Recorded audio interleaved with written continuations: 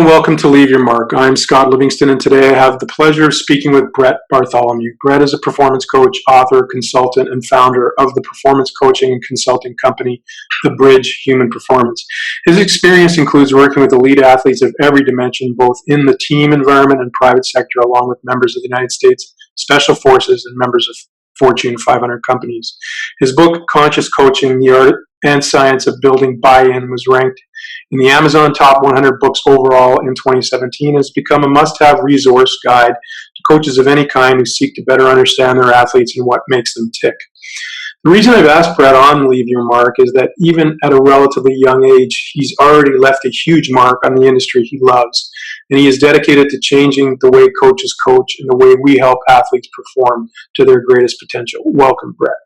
Yeah, my pleasure. Thanks for having me, Scott. It's great to spend some time with you. We've bumped into each other over the years, but never really spent any time chatting, so I'm looking forward to this, actually, to get to know you. I just finished reading your book, so lots of interesting information coming out of it. So you grew up in Nebraska. Is that one of these, I've never been to Nebraska, but is one of these places where you can see your dog run away for miles, or is it, was there much terrain to your growing up? Yeah, I mean, it depends on the part of the state that you're in. You know, I grew up in Omaha, which is about 1 million people. It's a larger metropolitan area.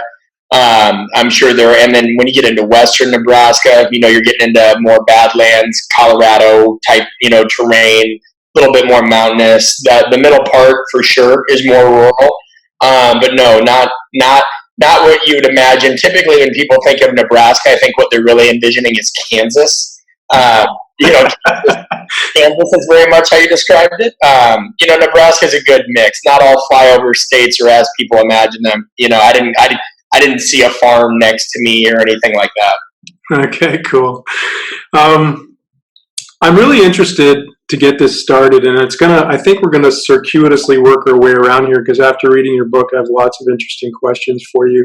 And I know you've probably done many podcasts and spent a lot of time on technical, and this podcast is really about the human side of things, and characteristically what you do in your book is really explore the human side of things. But I'm interested in your trajectory as a professional. You know, you're in a place where I was really, I was kind of impressed, but at the same time struck by when I saw your birth date, and I said, you know, the guy's still really young, but he's done some really amazing things. And what do you attribute your vertical trajectory to? Like, you've obviously had a lot of really significant experiences.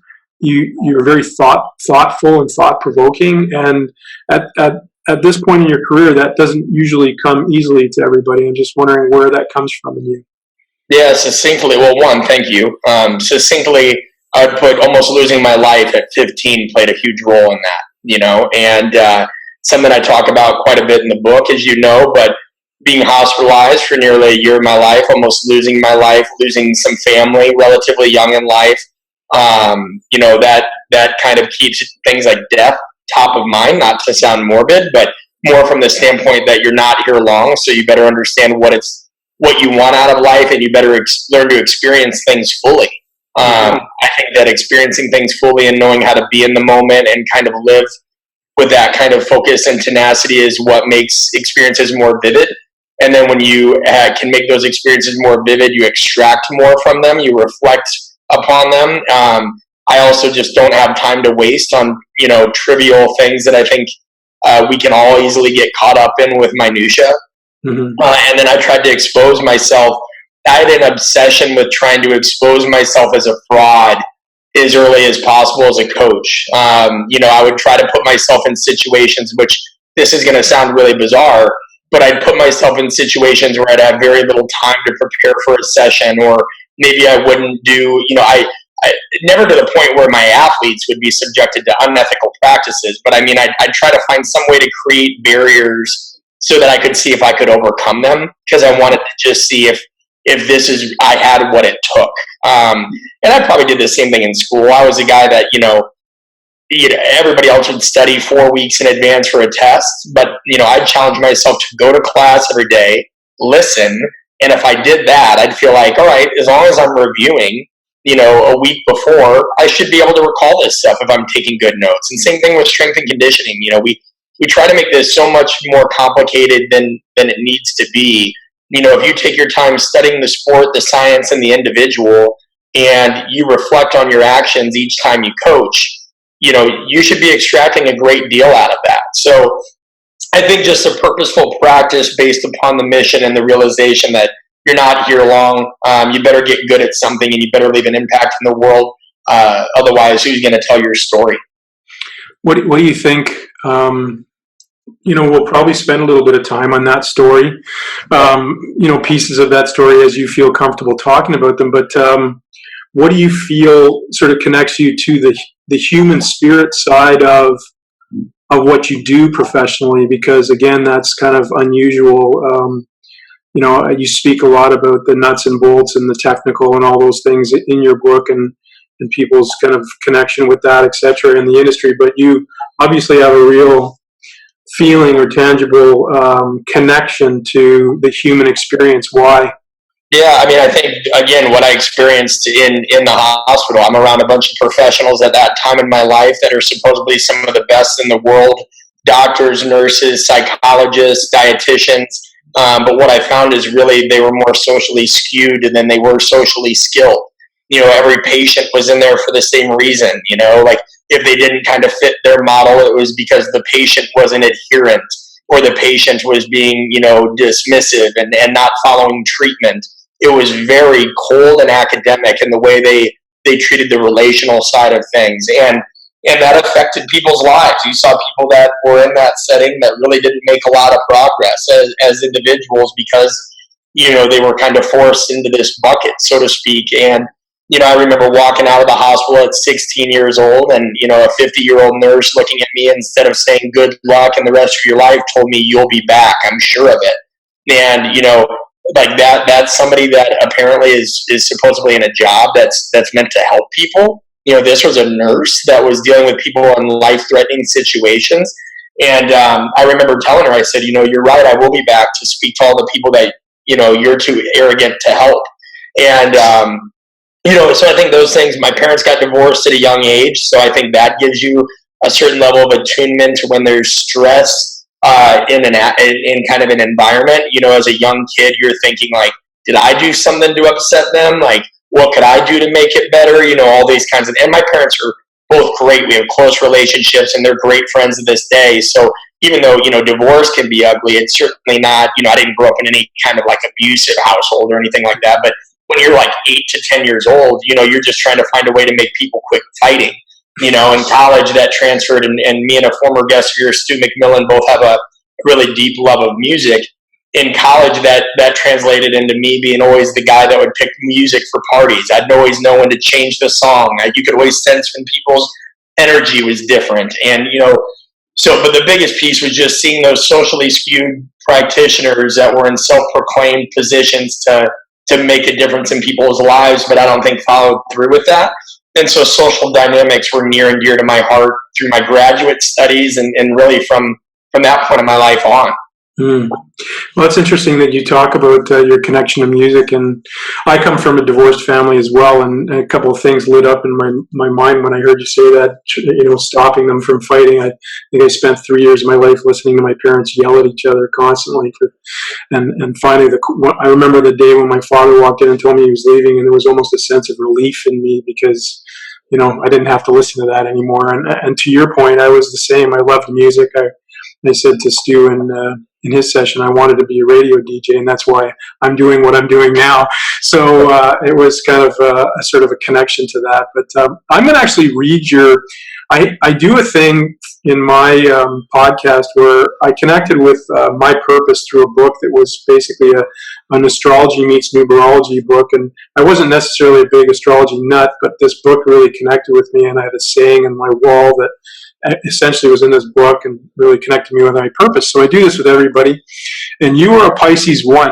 So your purpose is to achieve the confidence and discipline necessary to be fully independent and turn your excess charm into external rewards. Undertaking of a new action brings new strength is the saying that goes with yours. Pisces 1s have the ability to be physically, mentally, and spiritually strong, but if they hide from life, they may suffer from physical ailments, confusion, and chaos. They need a purpose and lots of discipline. Competitive, they can drive themselves relentlessly to be the best, along the way acquiring luxuries that suit their exquisite taste. If Neptune is strong, they may suffer from a series of annoying illnesses, feel as if they are victims of circumstances, and shun possessions and beautiful things because they prefer the spiritual path. Masters of creating the world according to their vision, they need self-confidence. They must learn to be spontaneous and adaptable. I like that. That's interesting. And what's your source there? The book is a book written by a woman named Linda Joyce, who's an astrologist by profession. I discovered it. How I discovered it, I tell the story a couple times in my podcast, but for you, so you sort of see the connection, was I used to have a saying, some men see things as they are and say why, I dream things that never were and say why not on my computer through the 90s. And I ran into this book in a bookstore one time, and I picked it up, and each astrological, numerological connection has a purpose statement and then has a saying attached to it. So my purpose statement was like, I read it and I went, whoa. And then the saying after it was, some men see things as they are and say what? I dream things that never were. And I was like blown away. So now I read it for everybody.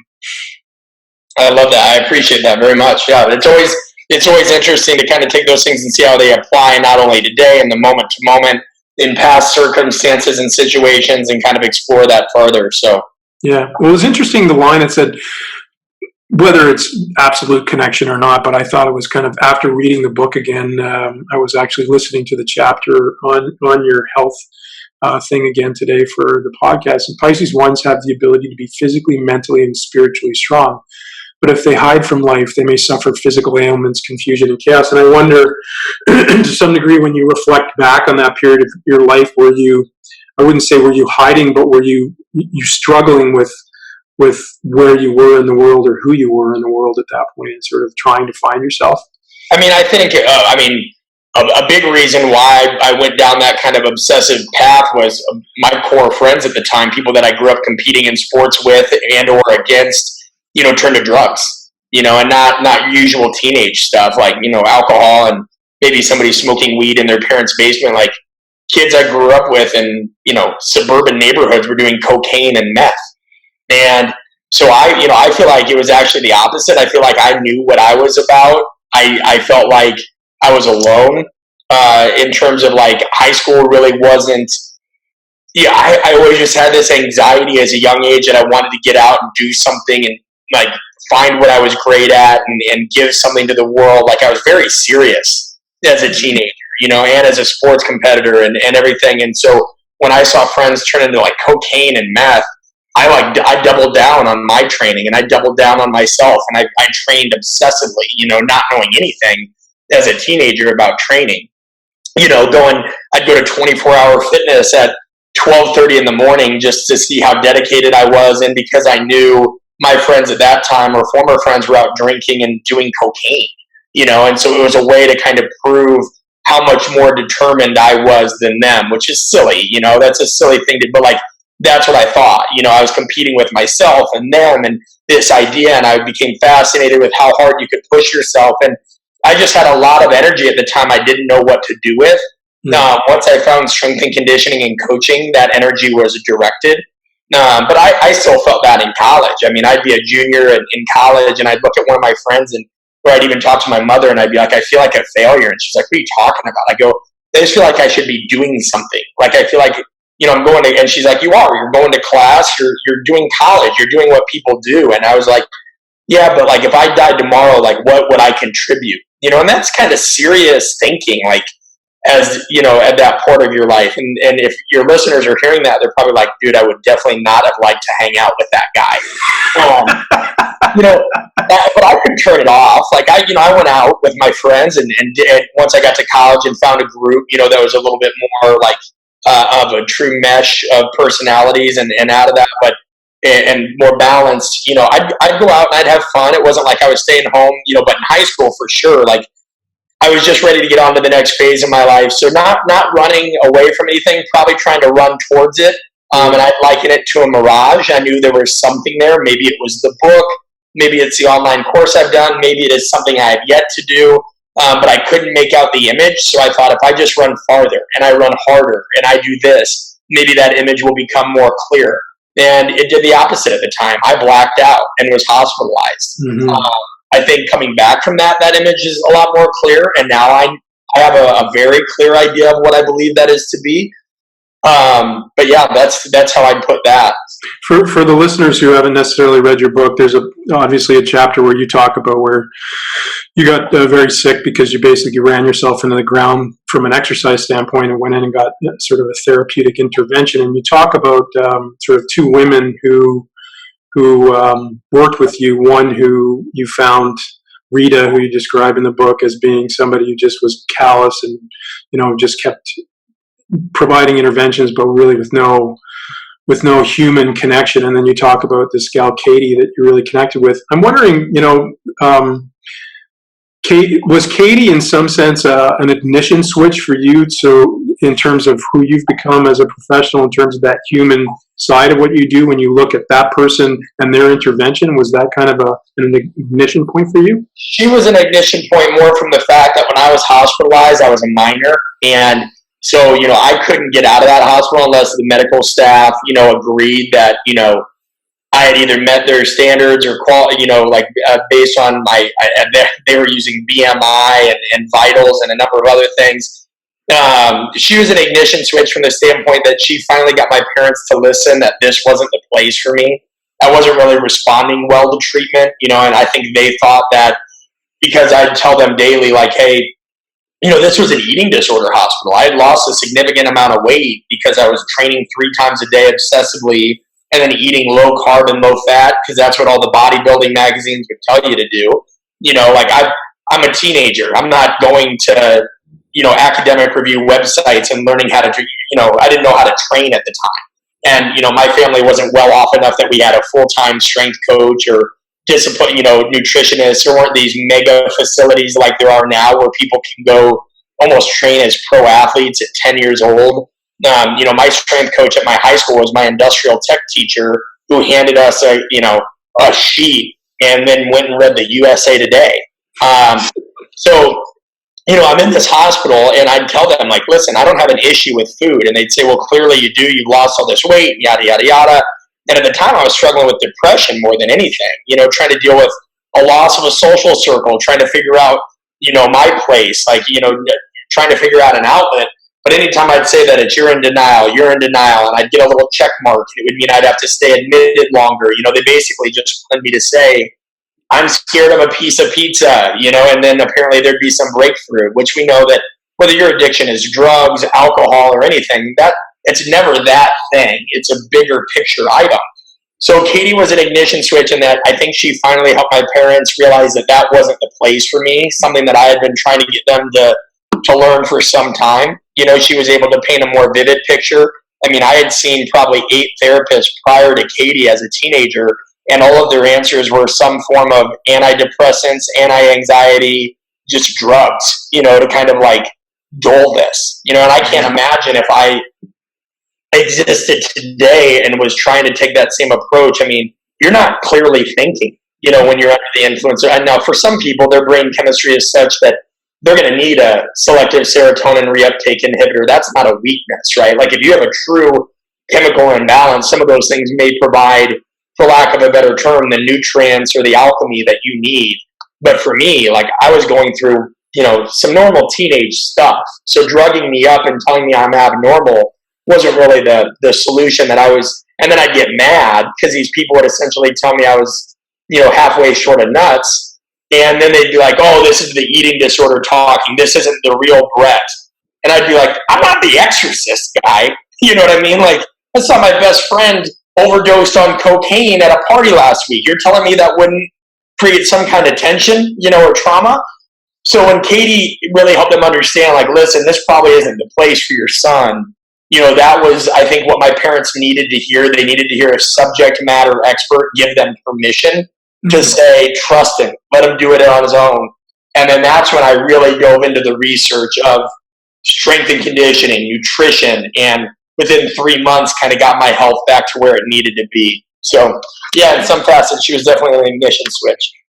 It's a beautiful story. I mean, one of the things that I took away from it was this because as you read through your book, and obviously what you're dedicated to is this concept of really understanding the person in front of you and recognizing that if you're going to coach them, you have to understand what makes them tick, and you have to understand how they're motivated, what they're struggling with, and what they're not struggling with, so that you can create that trust and you can have a better working relationship. And to some degree, in that story, you exposed where the same mistake that I think some coaches make, which is to treat the athlete or the person in front of them as a commodity that they're trying to put through a program, versus treating them like a human being and understanding what's going to motivate them to have success.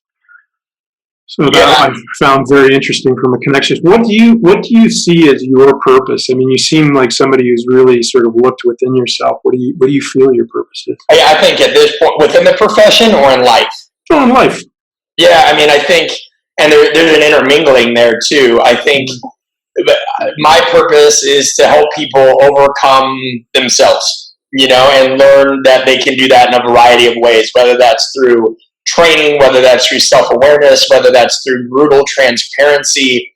I think I have a gift to help people overcome themselves, and that gift is only because I've been to very dark places myself. And Carl Jung used to talk about that. The only way to help somebody overcome their darkness is to be very much in touch with your own.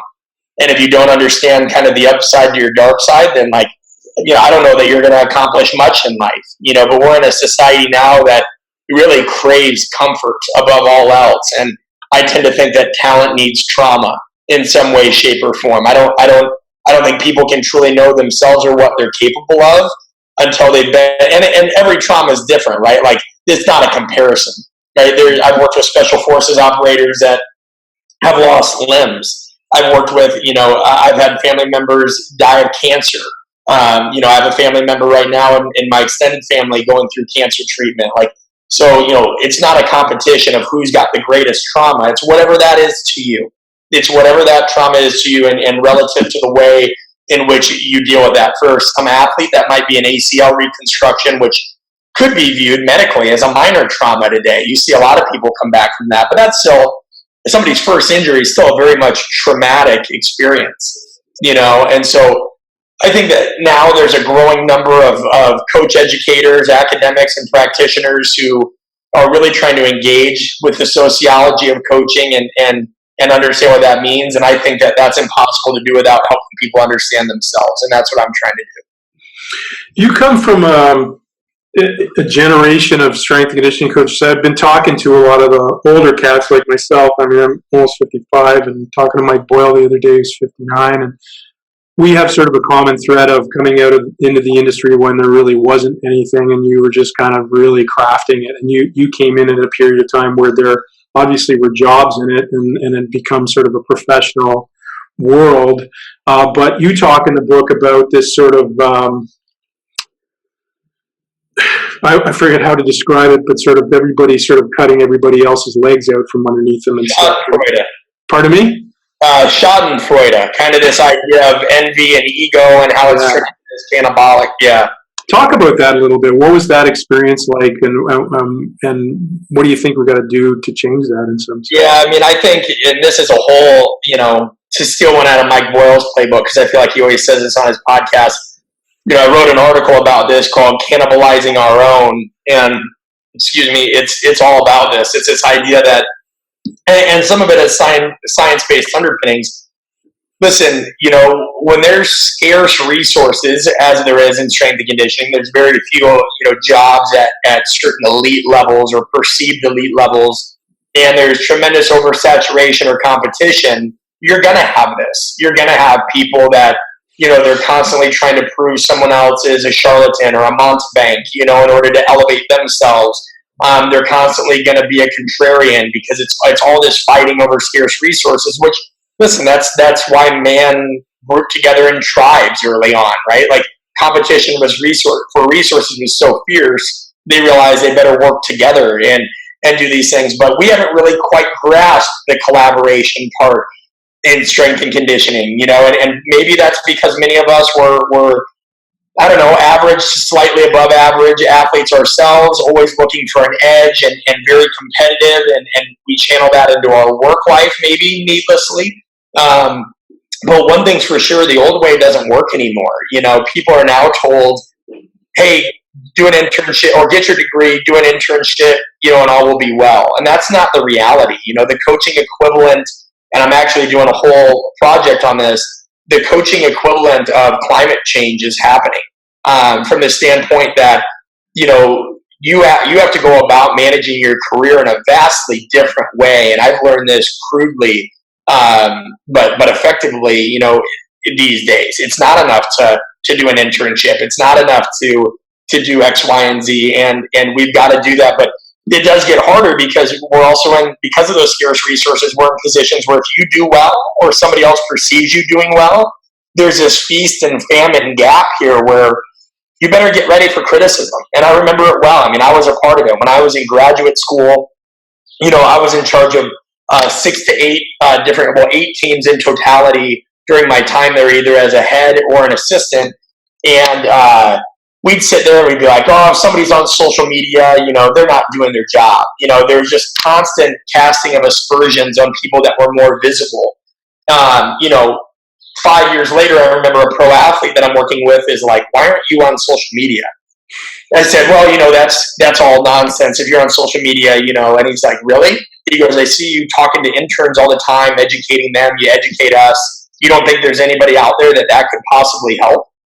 Then I'm like, it made me think. And I said, well, you know what? If I ever get on social media, I'd kind of show people the fundamentals, not fluff aspect. I'd show them the quotidian basics done day after day instead of sexying up and making these things fancy and whatever. I'd show them what's really done day after day. And I did that, and it started taking off. But then ironically enough, as I started to gain traction in supporters, then people are like, oh, you sold out. You used to be one of us. Now because I have a book and an online course, I've somehow sold out. And I look at that as, well, no, I just don't think that coaching 8 groups a day, 6 groups a day, whatever on the floor anymore at this point in my career is how I'm going to make a big difference in S&C.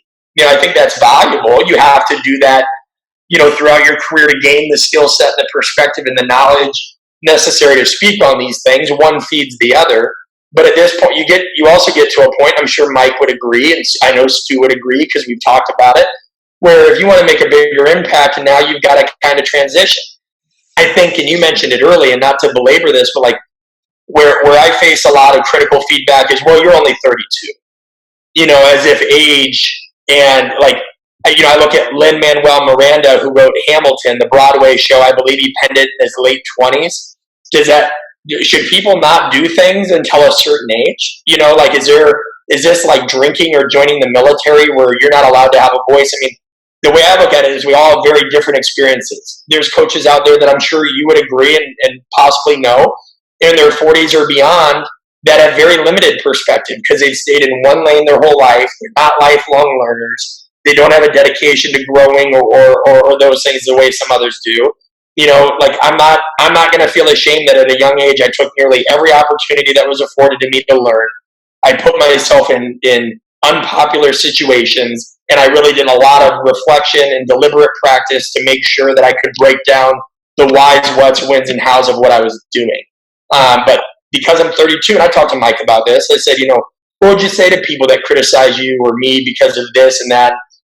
It's good advice, but yeah, hopefully our field gets to a point where people realize there's no secret sauce. I mean, that's not the nature of coaching.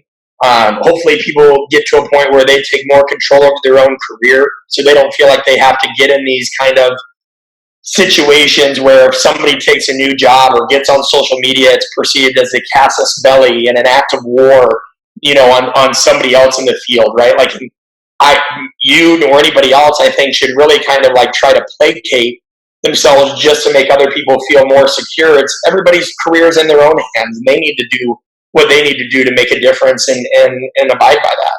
Mm-hmm.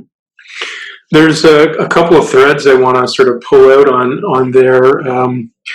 One is this sense of I think we as a profession, and I say that in coaching in general, are really addicted to this concept of working ourselves into the ground to somehow prove that we're worthy of what it is that we do.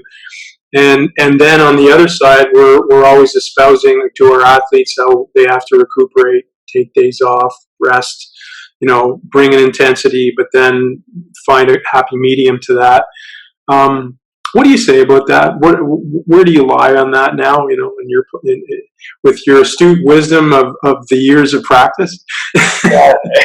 I think you're talking to something that now is near and dear to my heart, especially because I'm actually hosting an event in Atlanta in January that is all about this topic. Just career management, providing value, getting out of this hole. I'll say it. I'm not tongue in cheek. I'll say it purposefully. I agree with you. I think this martyrdom that we have in our field is absurd. The first book I was given when I joined the field was First In, Last Out.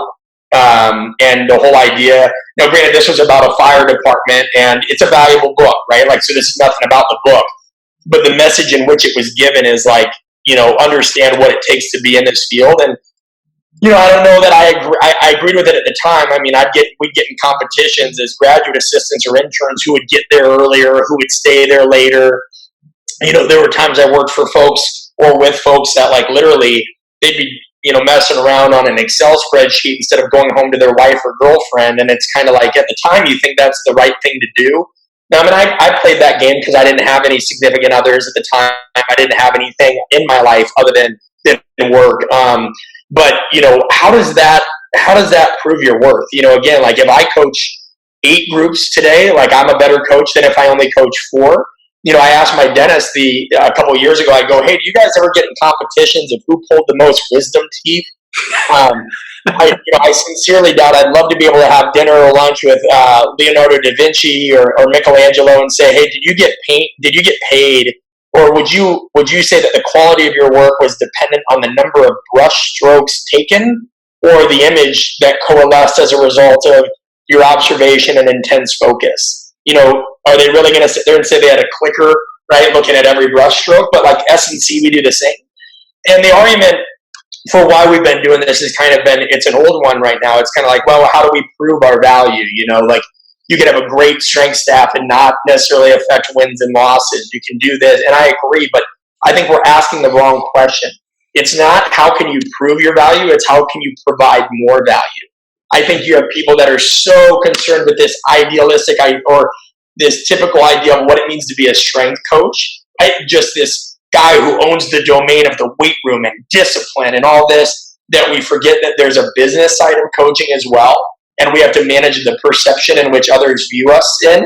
Go be a part of your athletic department. Go to budget meetings. Act like a professional. See how you can help people in other circumstances. Your strength coaches, to me, are managers. They're leaders. They're not just disciplinarians. There's so many different things. But what is the image we convey? I had the good fortune of being able to speak at Microsoft when the book came out. One of the guys there goes, "So you're a strength coach, huh?" And he kind of chuckled and he goes, "Not what I envisioned." And I was kind of taken aback and almost insulted at that, because I'm really protective of our field. I think people misunderstand strength and conditioning. Even though sometimes it frustrates me, our field frustrates me with how we behave and fight and get in these little picayune debates. But, I said, well, what do you mean by that? And he goes, I just kind of expected more of a meathead type thing. And I was just, I'll never. And I remember one time meeting a higher up at the UFC, and he had said the same thing to the tune of, "You have an interesting field." And I go, "Well, how do you mean?" And he goes, "I've been in business a long time, but nobody cuts the knees out from under one another like strength coaches." And then we wonder why we're in these positions. And then we go to the only thing we know, Scott, which is what you said. Well, if I work harder than you, if I'm a coal miner, and I kind of embrace a coal miner attitude, then I'm more of a coach than you. I don't know that that's true. I would just really challenge people to ask them why they think that this kind of martyrdom where they're losing their family, many strength coaches lose their health, they become reliant on stimulants, exogenous means to kind of, elevate their work again. They lose their family, and that's not a dig at anybody. 10 years from now, my wife and I could be separated. I've had health issues. We all have our stuff, but it's one thing to aggrandize that, and act like it's your commitment to the craft that's doing that. I don't think that those things are mutually exclusive. Do you? Mm-hmm. No, and It's been, I would say, a bit of a thorn in my side for a long time, because I think there has to be, and that's what I search for. And people like to use the word balance. I don't think there is such a thing as balance, but I think the happy medium and a clarity of who you are and what you're delivering, so that you can deliver the best of yourself and the best of the work that you do. And I don't believe it comes with the volumetrics of doing stuff. I think it comes.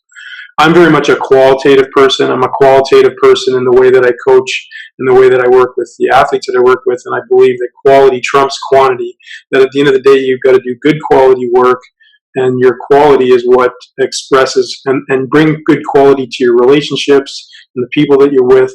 And I've actually, one of my pet peeves of the industry is that we call it strength and conditioning. For me, I think it's performance. I think you've got to understand the whole pathway of performance.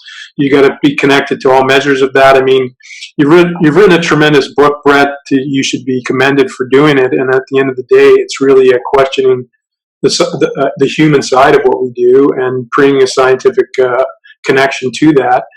But to me, it's more than that. It's actually expressing to people that, you have to be vulnerable. You have to be connected to who you are. You have to be connected to the people that you're coaching. And that takes more than just the nuts and bolts and grinding out the hours every day. So, well said. Yeah, no, and thank you. I mean, yeah, it's just, to not acknowledge the human nature side of things is akin to a surgeon operating in the fog.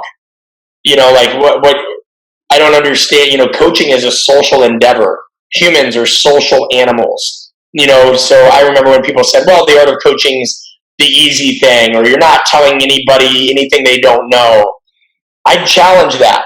I'd say that the art of coaching is not the easy part. I've seen intern after intern, coach after coach, people that are very, very intelligent struggle to lead a session, yet they can regurgitate facts and figures through the back of their hand. They can write programs, but they can't orchestrate them. It's not easy. It's not easy at all. And the book wasn't made to be medicine. The book wasn't made to say, hey, I'm going to solve all your problems. The book was a starting point, and the presentations that I do now, or the online course at artofcoaching.com, are all the things that will dive deeper and more deeply into these things. But the book was a starting point to just remind people, hey, this is a conversation that we need to be having. We need to look deeper. I don't think people are doing its due diligence. I mean, and you go to these conferences, and again, it's all great. I always want to keep learning, but how many more presentations do we need to see on the clean and the snatch? And how much more research do we need to read about, strength enhancing performance? We know this, and I totally get that. That's to take nothing away from the researchers. I understand the nature of academia, right? It's to continually publish and challenge and what have you. Not arguing about that.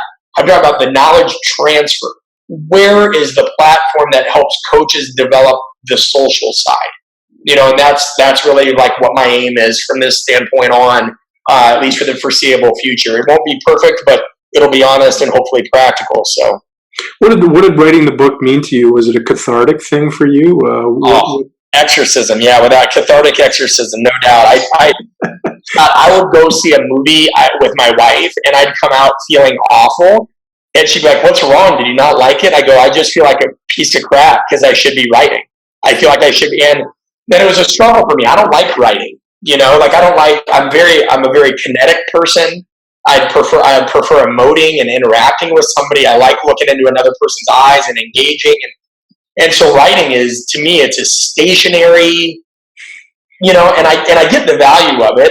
I don't remember, forgive me if the quote's wrong, but I think it was Hemingway. Somebody said writing yourself is basically like sitting down and bleeding at a typewriter. And I get what it is a draining thing for me. And some people say that, well, writing forces clarity, and you're not wrong if you say that. But I think interacting does as well. I think the sharing of ideas, the thinking, just the engagement, I think that is just as much thought-provoking and cleansing as anything else. And so writing is hard.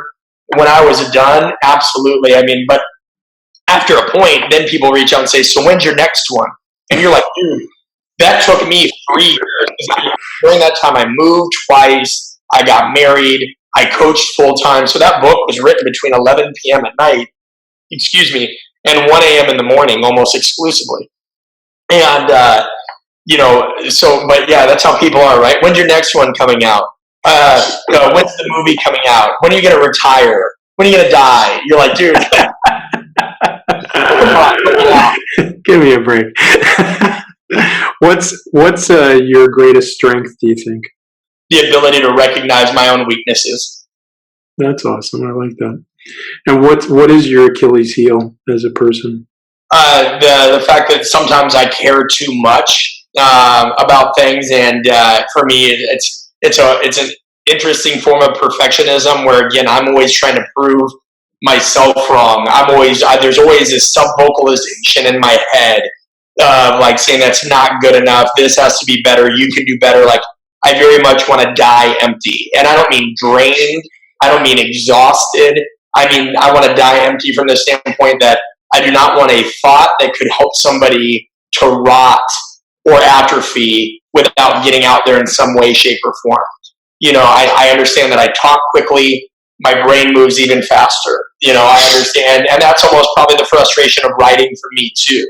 I feel like I'm up against the clock and I can't get things out fast enough through a written medium. And I know somebody could easily say, an author could easily say, well, yeah, but then, what's your barometer? Because you could be putting so much out there that half of it is crap. What's crap to one person might be very useful for another. I think that and it's not like I just throw everything out there, right? Like, I'm discerning. I'll think, like, will this provide value? When I do these courses, or I may venture on a podcast at some point through the continuous prodding of my friends, I'm not just going to turn on the mic one day and be like, hey, listen to my thoughts. I'm not. But yeah, I would say that I sometimes just can't let myself chill out.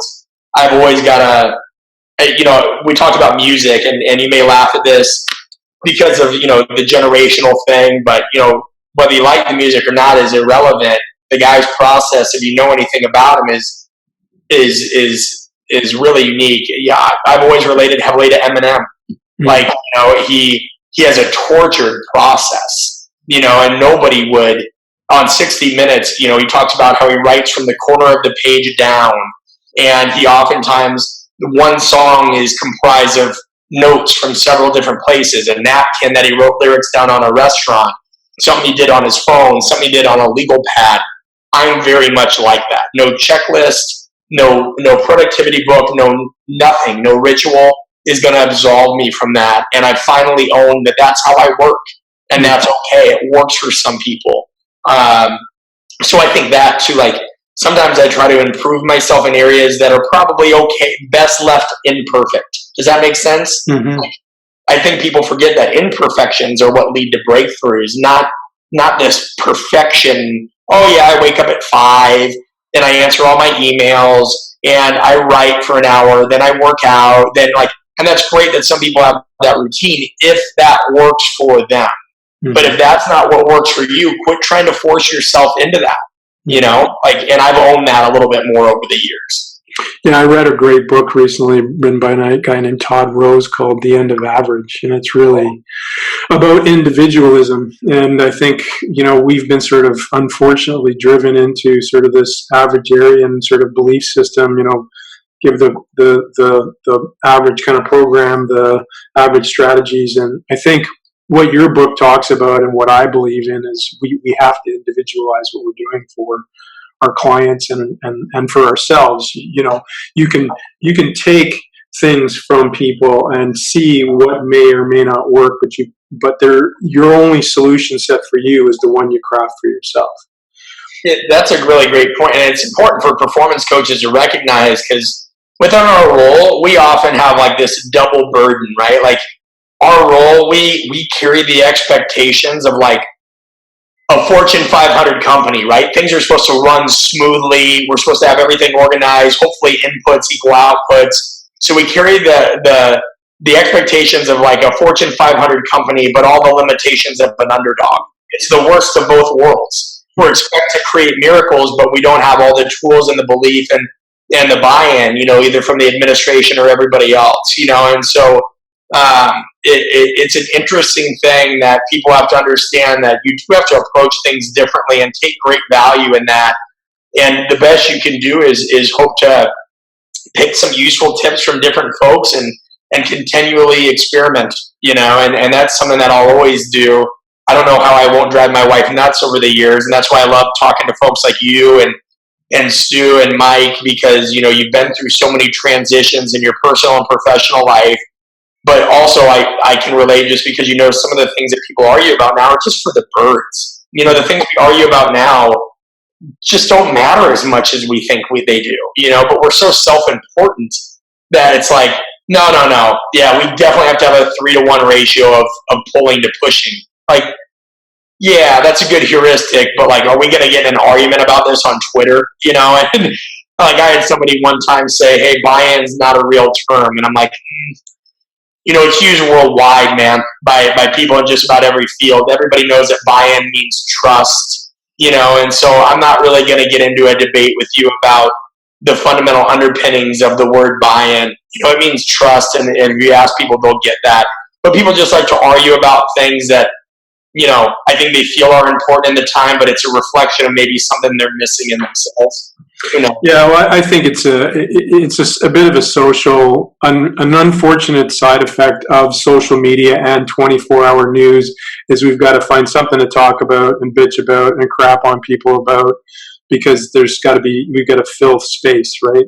But I think, and to that, for me, one of my goals with this podcast is to, and it's just for me, is to talk to good people about good things, about what makes them tick, and hopefully people take away things that are helpful to them and that they are better for it. And that's what's important to me in doing this. So I think you're accomplishing that, and you hit on a lot of key topics, and the fact that you're aware of, the fact that the emotions we display day to day are really part and parcel of our effective DNA. And those things are what coalesce and ultimately create the performance outcomes that we want. Because if we don't have an understanding of those things, who are we reaching? How are we engaging?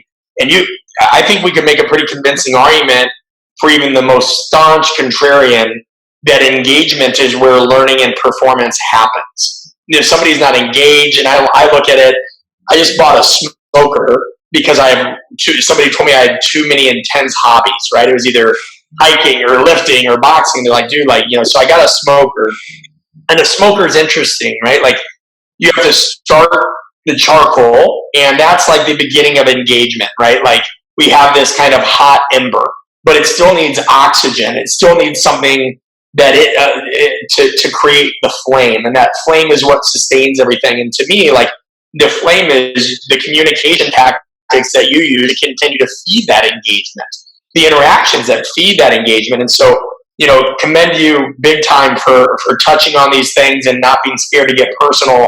And you have probably the most calming, focused voice I've ever heard on any podcast. Like, somehow, as somebody on the other end of it, like, helps me think more clearly. So that's a gift in and of itself, for what it's worth.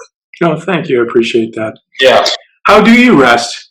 How do you get rest? Yeah, and again, you have people that will scoff at this, and a younger me as well, because I used to fall into that productivity overload where, like, I couldn't take walks without listening to an audiobook or podcast, and I still do these things, right? Like, these are still things I very much struggle with. But I had points in my life where every moment I had to be learning, and I never shut off. Now, I'm adamant that 1 hour a night, my wife and I will watch a show. We'll watch a show, or we'll go to the movies on a weekend, and people can say whatever they want. I read a lot. I love to read. Yeah, but we live in an era of pretty good TV, too. Not all TV is trash. Sure, if you're sitting there watching whatever show on Bravo, you know what I mean? Like, that may not be, but I watched something, a PBS thing on Theodore Roosevelt that is phenomenal and gives me great insight into a lot of things that I fail at as a leader. We've watched shows on HBO and Showtime that just the creativity. I think people forget that shows, even television, like, they're a manifestation of writing, right? Like, very talented writers are hired to produce this body of work. And so there are some books that are absolutely horrible, just because they're written doesn't mean that that's a great medium for learning, right? Just because something's viewed doesn't mean that it's erosive or corrosive, And so we'll watch a show. Speaking from a music standpoint, brief segue. Probably the best. This is probably one of the best forms of continual education I've gotten in the past 4 years. Came from a show on HBO called The Defiant Ones. That was all about Jimmy Iovine, head of Interscope Records, and who really found and nurtured Bruce Springsteen along in his career. Helped find Dr. Dre after he was done with NWA. Somebody that had worked with the Beatles, somebody that worked with Gwen Stefani. It was a 4-part series about, basically what they did, their beginnings in the music industry, how they really created cultural shifts in music, and what they gave as a result of that and what they learned. I think that was better than at least 3 conferences I've been to this year, But so many coaches will never watch that because they think TV is garbage. And again, you just got to be a discerning viewer. But we'll watch a show. I'll take the dogs for a walk. Dogs, I'm a huge dog person. And I've kind of found, I've rediscovered my enjoyment of long walks. There's no purpose. There's no agenda. If I had my way, I'd just kind of get lost for an hour. And that slow, steady, rhythmic pace just puts me into a meditative kind of state. And my best thinking is often done at that time. Cool. You're married. I didn't ask you at the beginning. You're married, but you don't have children, or do you have children? No, in the process of trying that, we have some medical things we're up against, but it'll happen soon enough. I'm pretty convinced that if I had a kid right now, I'd be a terrible father. Because I travel 65 to 80 times a year, and then when I'm not traveling, I'm coaching or doing other stuff, and so I definitely want to be as engaged of a father as I can be. So that time will come. My wife is an absolute rock star as well. She holds down 2 to 3 separate jobs because she wants to. She doesn't have to. She wants to, and she's in a phase right now where I very much see her coming into her own and finding what she's passionate about and how she can help people. So we have this mutual understanding that neither of us are even close to where we want to be yet as people, let alone professionals, and it's grind time still. That's awesome. Well, I didn't have mine until I was 45, so same sort of thing. I allowed for my wife because she's the proverbial clock. And and how old's is it son, daughter right now? My daughter's 10 now, so yeah. That's awesome. It's a rewarding thing, but you definitely should be ready for it when you want to. A lot of people say you're never ready, but I think, to your point, I think inside of yourself when you think you can bring the best of yourself to the situation. So, and she wants more, like right away. If I had my way, and I'm like, you sure? Because she comes from a big family, and I'm like, let's have one first, and then you can see if you still want 4. But more power to you, knowing what you want. And is she your yin to your yang, or are you guys very similar? Sounds like you're similar if she's working 3 jobs. yeah, I would say it depends. In certain things, I think in our zest kind of for life, we're very similar. I would say I'm a bit more anxious than she is. She's very laid back, devil may care, kind of flower child-esque in terms of like she can just sit and be. I sit and I feel like I need to be doing something, or I feel like if I'm not doing something, and this is worth sharing with your listeners because we talked about the coaching thing. As I transition to a role where, I coach 2/3 of the year and then I speak and do other things another third of the year, I had a tremendously hard time dealing with that. I felt like if I wasn't coaching daily like I used to, that I would suck at it, that I'd be, that I'd lose it. And of course that stuff doesn't happen. You know what I mean? Like once you get right back into the rhythm of it, like all that stuff is locked in. But I always almost feel like I have to be doing something at all times or I'm getting worse. And she's the one that very much reminds me like, yeah, I don't think you're going to forget how to lead a dynamic warm-up. I think that you're going to be just fine teaching an acceleration session. Like, you're not going to forget those things. But she knows that I want to make a positive impact in the world and far more than just strength and conditioning. And I don't, I'm sure I just send so much tension her way. And she has this magnificent gift of like, it doesn't affect her. It doesn't affect her at all. She's calm, cool, collected. And sometimes on the other side, she needs a little my urgency, and she'd admit that. I think she's seen that as she gets older. Like, life will take advantage of you. People will take advantage of you. You have to hope for the best, but be prepared for everything. So yeah, I would say it's 50-50. 50% of things we're very similar on. Other things we may drive each other nuts on, but it works because we have the same ultimate goal of wanting to leave an impact that's hard to follow. Are you a romantic? How did you ask her to marry you? I was out teaching in Sydney, Australia, and I organized it so that I could propose to her on top of the Sydney Harbour Bridge. So, yeah, I proposed to her at sunset on the Sydney Harbour Bridge. If she said no, I was planning on throwing her off. And then I organized it so that when we went back to the hotel, they did the chocolates and roses thing. And, I'm probably more of a romantic than she is, simply because I've had not failed marriages, but I've had failed relationships before where my work got in the way and I probably didn't behave the way I wished I would have. And even though I'm 100% with the right partner now, I wanted to be a better partner. I would say in the past I'd been so unilaterally focused that there's just this detachment. I'd always let that person know I loved them and cared for them, but I also am just very independent, and with her I've really tried to curb that. And it's the opposite problem. Now I'm trying to get her to slow down periodically and be like, and it was great. We went over to our neighbors the other night and they're retired. They're in their mid to late 60s. And the woman looked at her and said, you need to make sure that you make time for date night. And I had said something to Liz like that earlier. My wife's name's Liz, and she's very economical. She's like, we don't need to waste money going out to eat. We don't need to waste money doing this. We don't, we're still trying to build a future. And I said, I don't look at that as wasting money. I look at that as an investment in our relationship. I'll happily foot the bill for this or that, even if it means less money going into my IRA or 401k, which is all self-distributed because I'm self-employed. I don't have any lucrative. I'd love to tell you I'm a millionaire because of the book. That's not how that stuff works at all. The book was self-published, which takes a lot of money. It's not advertised by anybody. It's completely spread through word of mouth.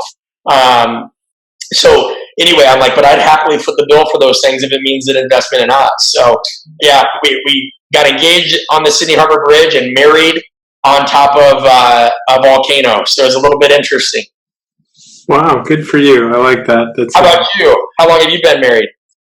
I have now been married for almost 13 years, but I was married twice before that. It's my third marriage, so yeah. I've made my share of mistakes over the years, but finally found the one.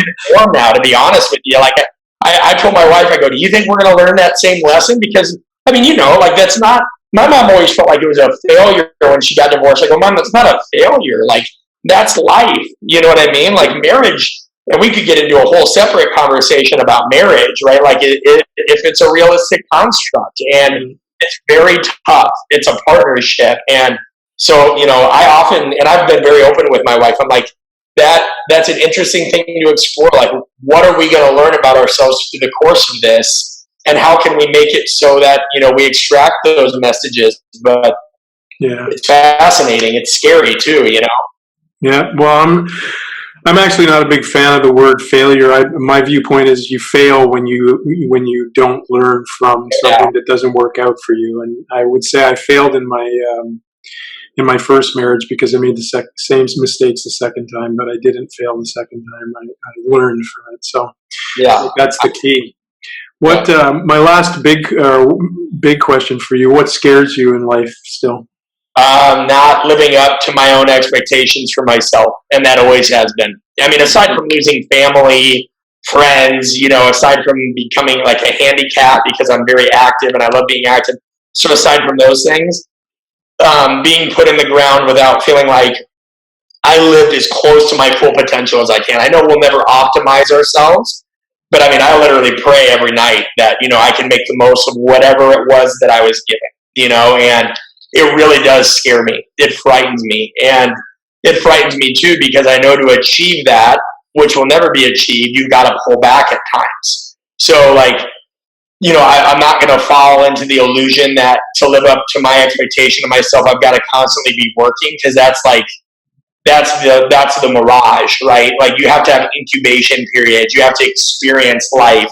But because, again, just my kind of constant awareness of death and just the urgency and the limited time, to me, time's the ultimate currency.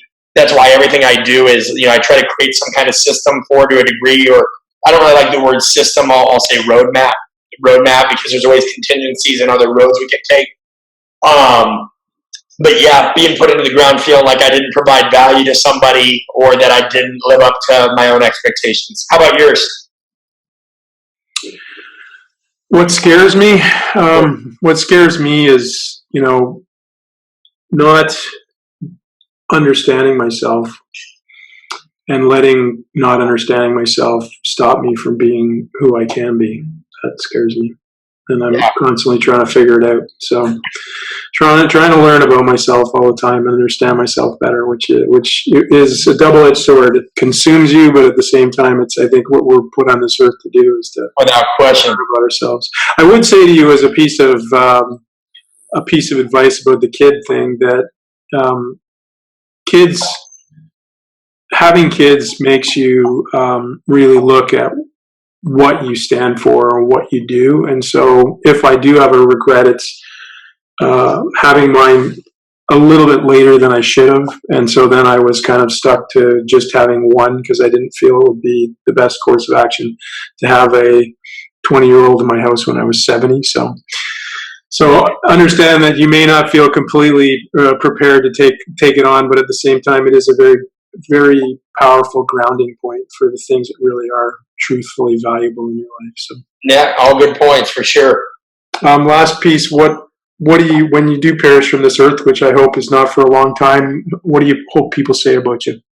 That even though I was imperfect, that I brought it, and things that I did, that they understood that there was a genuine and authentic effort in everything that I truly applied myself to, and I think in a world right now where people go through a lot of things passively, I would like people to know that or feel like I cared, and that was very evident, and that even though this world will definitely go on without all of us, especially me, I hope I leave one big hell of a hole, and that's what I'd like. Poignant that you got married on a volcano then. Yep, without question. It's been awesome to spend an hour with you, Brad. Thanks for taking the time. It's nice to meet you, and hopefully our paths cross again face to face. So. Yeah, likewise, and sorry for being a little late. My apologies. Thanks for having me. No worries. Take care. Take care.